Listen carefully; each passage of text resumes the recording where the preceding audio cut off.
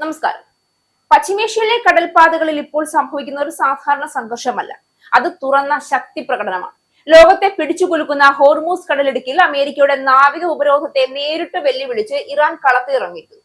America പ്രഖ്യാപിച്ച കടുത്ത ഉപരോധം എന്തായിരുന്നു?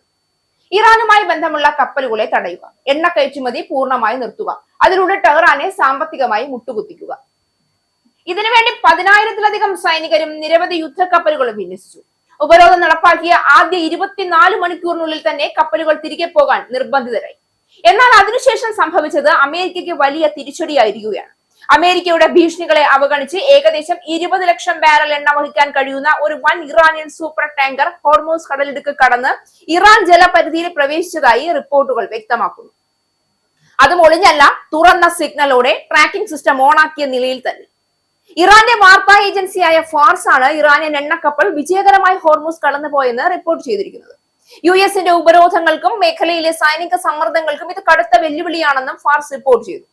2 ദശലക്ഷം ബാരൽ ക്രൂഡ് ഓയിൽ കൊണ്ടുപോകാൻ ശേഷിയുള്ള എണ്ണക്കപ്പലാണ് യാതൊരു തടസ്സവും നേരിടാതെ ഹോർമൂസ് കടന്നത് എന്നതാണ് ഇറാന്റെ അവകാശവാദം.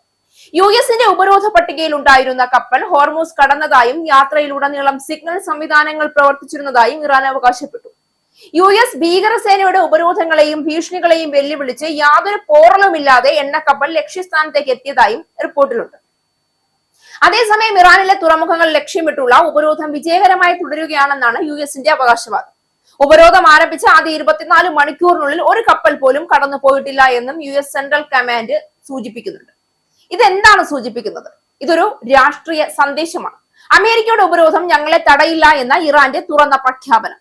ഇതോടൊപ്പം തന്നെ മറ്റു സാങ്ഷന് വിധേയമായ സൂപ്പർ ടാങ്കറുകളും ഗൾഫ് മേഖലയിലേക്ക് പ്രവേശിച്ചതായി റിപ്പോർട്ടുകൾ പറയുന്നു. അമേരിക്കയുടെ കടുത്ത നിരീക്ഷണത്തിനിടയിലും ഈ നീക്കങ്ങൾ നടക്കുന്നത് ഉപരോധത്തിന്റെ കാര്യക്ഷമതയെ തന്നെ ചോദ്യം ചെയ്യുന്നു. ഇവിടെ കാര്യങ്ങൾ കൂടുതൽ ഗൗരവകരമാകും. കാരണം ഇറാൻ ഇപ്പോൾ വെറും പ്രതിരോധത്തിലല്ല, അത് ആക്രമണാത്മക പ്രതിരോധം എന്ന പുതിയ തന്ത്രത്തിലേക്ക് കടന്നിരിക്കുകയാണ്. ഹോർമൂസ് കടലിടുക്ക് ലോകത്തിലെ ഏകദേശം 20% എണ്ണയും കടന്നു പോകുന്ന പ്രധാന പാത.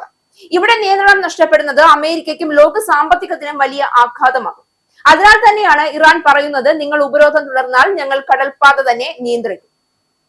ഇത് നേരിട്ട് അമേരിക്കയ്ക്ക് നൽകിയ മുന്നറിയിപ്പാണ്. ഇതൊരു തന്ത്രപരമായ തിരിച്ചടി മാത്രമല്ല, ആവശ്യമായാൽ സൈനിക തലത്തിലേക്ക് നീങ്ങാമെന്ന സൂചന കൂടിയാണ്.